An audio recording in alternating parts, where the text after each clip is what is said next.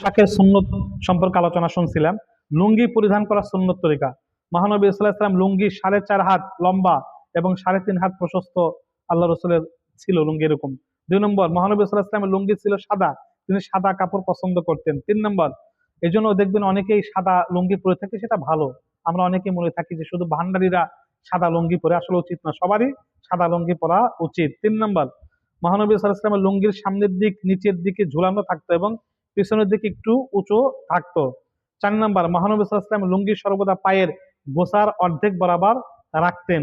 5 নম্বর, মহানবী সাল্লাল্লাহু আলাইহি ওয়াসাল্লাম নতুন লুঙ্গি বা কাপড় জুমার দিন থেকে পরিধান করা শুরু করতেন। 6 নম্বর, কুসুম ফুলের বা জাফরানের রং দেওয়া কাপড় পুরুষের জন্য নিষেধ। 7 নম্বর, মহানবী সাল্লাল্লাহু আলাইহি ওয়াসাল্লাম যখন লুঙ্গি বা কাপড় পরিধান করতেন তখন পোশাকের নাম নিয়ে দোয়া পাঠ করতেন বা আল্লাহর প্রশংসা করতেন। পাগড়ি পরার সুন্নত সমূহ। সাদা পাগড়ি পরিধান করা মুস্তাহাব। সর্বদা ব্যবহারের পাগড়ি 3 হাত, 5 ওয়াক্ত নামাজের জন্য 7 হাত, আর জুমা ও ঈদের জন্য 11 হাত অথবা 12 হাত হওয়া ভালো, বা যে কোনো সময় যে কোনো পাগড়ি পরা যাবে।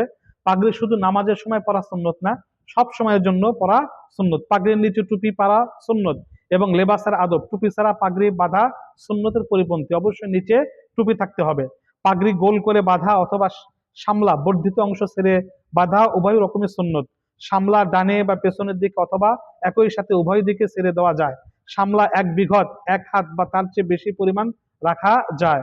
মহানবী সাল্লাল্লাহু আলাইহি সাল্লামের পাগড়িতে সামলা ছিল এবং তিনি তা পেছনের দিকে ঝুলিয়ে দিতেন, অর্থাৎ পিছনে যে লেজ, এরকম যে লেজ লেজ ছিল আল্লাহ রসুল সেটা পিছনে ঝুলিয়ে দিতেন। তাহলে পাগড়ি পরা পোশাকের সুন্নত, নামাজের সুন্নত না, তবে পাগড়ি পরে নামাজ পড়া ভালো। সবসময় পাগড়ি রাখার চেষ্টা করা, মুসলমানদের প্রভাব প্রভাব এটা বৃদ্ধি পায়, কাফের বেঈমানরা ভয় পেয়ে থাকে। আমিন।